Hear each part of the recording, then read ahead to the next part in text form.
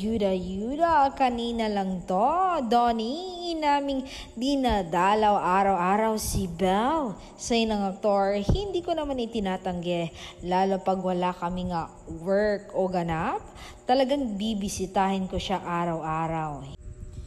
Hindi ko alam, basta gusto ko lang siyang nakikita at nakakausap. May mga nagsasabi pa sa akin na hindi ka ba nagsasawa? Sabi ko naman, hindi, bakit ako magsasawa sa taong mahal ko, di ba?